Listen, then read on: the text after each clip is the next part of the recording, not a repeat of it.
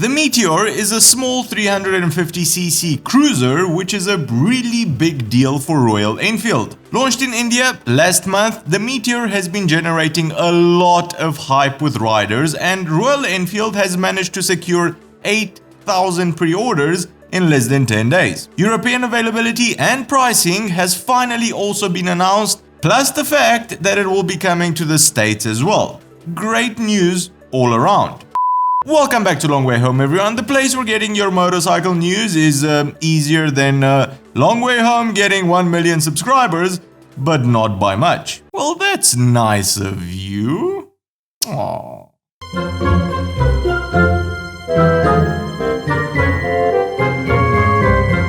Royal Enfield really wants to become a global motorcycling brand. They want to move out of their Indian base or their Indian home, as the MD of Eicher Motors, the parent company of Royal Enfield, mentioned in a truly different launch of the Meteor 350. The guy was actually riding the bike while talking to us about it and Royal Enfield's future plan to take over the world. At the end of the day, they are the oldest motorcycle manufacturer in continuous production, so they might actually have a chance at it. Stick around while we see what this bike is all about.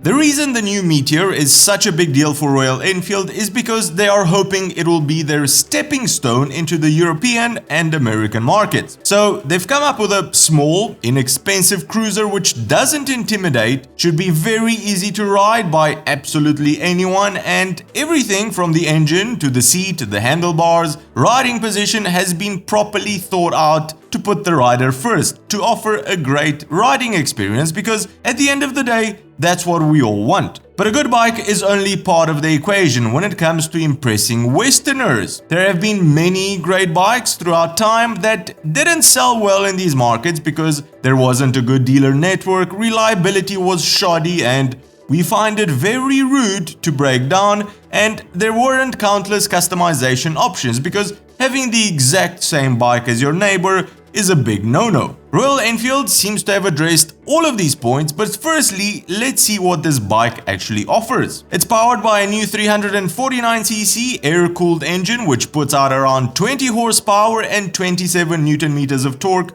but it has been tuned to please the rider and not the marketing paper pushers. Peak torque comes in at just 4000 RPM, which is great news for having fun in all riding conditions, whether you're riding it in the city or going for a scenic day ride. This engine replaces the old school 500cc singles in RE's lineup, and during this upgrade it has gotten a lot friendlier, in no small part thanks to a new balancer shaft, so you don't feel any tooth-shattering vibrations at high RPMs. And since it really wants to be your friend, it's also very nice to your wallet, sipping only around 2.4 liters for 100 kilometers of riding or 100 miles per gallon, meaning that with the 15-liter or 4-gallon fuel tank, your range is an impressive 625 kilometers or around 400 miles. Dave, this thing is basically solar powered. The engine is married to a 5-speed gearbox. The suspension isn't very impressive, but it does the job. 41mm non-adjustable normal forks with 130mm of travel on the front and 2 rear shocks with some adjustability. Wheels are 19-inch on the front and 17 on the back, with stopping power provided by a single 300mm disc on the front and a 271 on the back, married to Biber calipers. Again,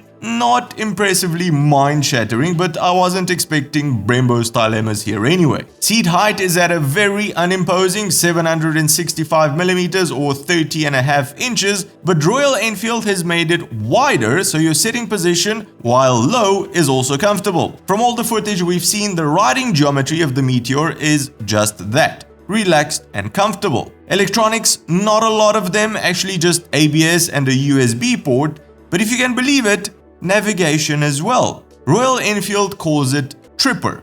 Really?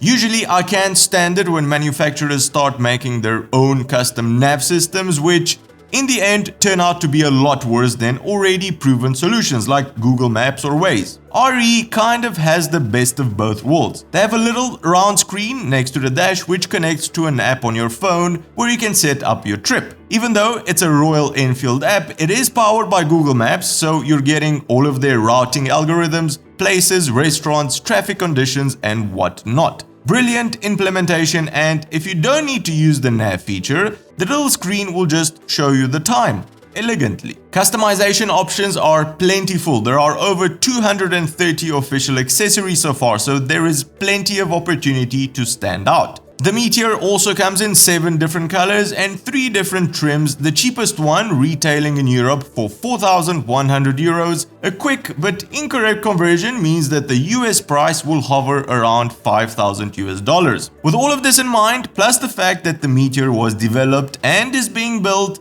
both in India and the UK, what say ye?